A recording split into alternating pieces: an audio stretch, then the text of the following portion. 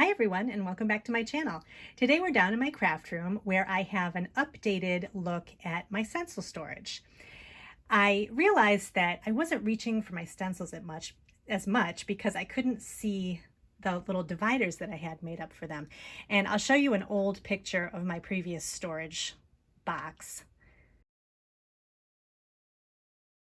And you can see that the dividers are a little shorter and the stencils were taller. So a lot of the labeling was getting blocked by the stencils. So I thought I needed to make a change. And also I have so many stencils that they started filling up the box and I couldn't really flip through them that well.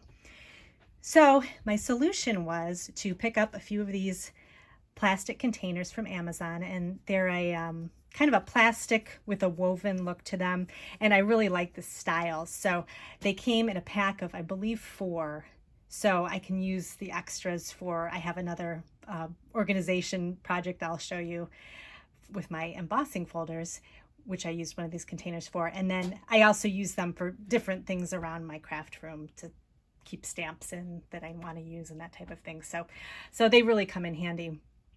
And then I changed out my dividers from shorter ones to these larger ones. And these are just Avery Write and Erase plastic dividers. They come in either bright colors or this sort of the muted grays and purples and yellows. And I kind of like this color scheme, so I picked these up. And I got this whole idea of using the dividers from Jennifer McGuire's blog from a really long time ago. She showed how she cut apart some plastic folders and made labels for her stencils. And I thought that was such a great idea because I really like to keep things out in the open where I can flip through them easily.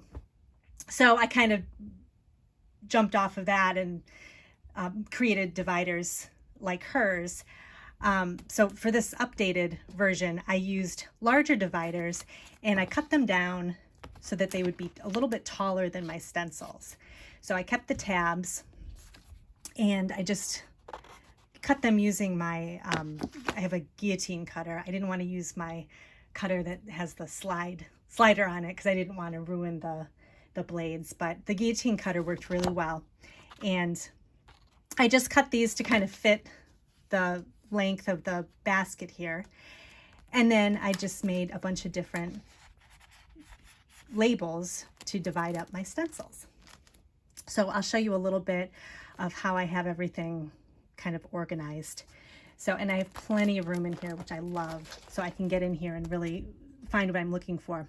So I just kind of organize my stencils according to the types and just created the dividers with just a label maker. So I have balloons, butterflies, circles would be anything with circles on it. So even this I consider a circle, even though it's a pattern, it's kind of a circle shaped pattern.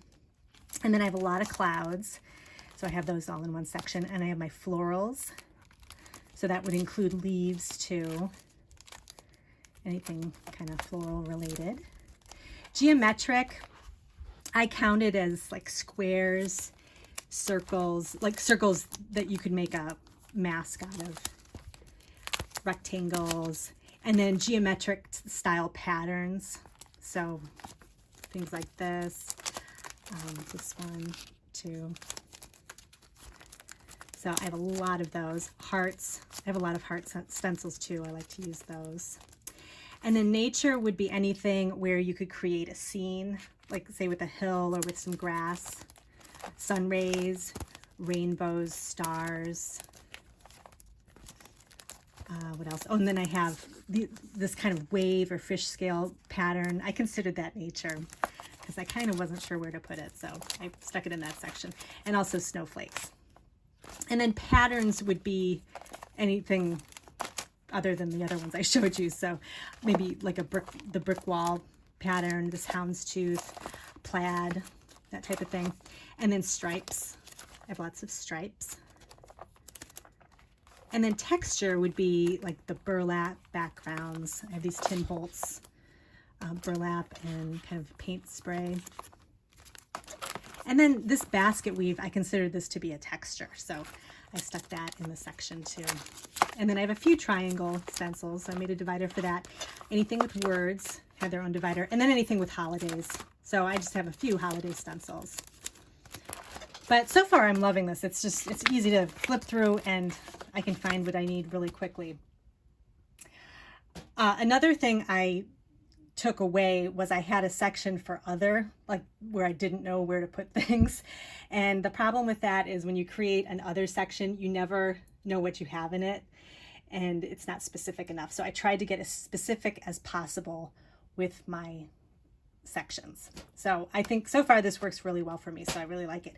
And I'm going to just pan out a little bit. So I keep the stencils right on top of my mixed media drawers. So there's the inks, my distress inks. I have my sponge daubers. Anything I would use with stencils is really close. So it's easy to grab what I need. And then in the back here of the box, I have my little Hobby Lobby gift card. It's an old used gift card that I use to use with embossing paste, which I keep over on my desk now. And then I also have this little printout of how to emboss with stencils. So I just keep that in the back here for reference. And then I also have on top, with all my paintbrushes, I have my stencil brushes here. So I keep those close, along with some blending brushes. And my little palettes that I use for my embossing paste. So everything is right where I need it, so I can just grab a stencil, grab the tool I need, go over to my desk or by the sink, and then I'm ready to go. So let me know if you have any questions about this storage for my stencils. And thanks so much for joining me today, and I'll see you in my next video.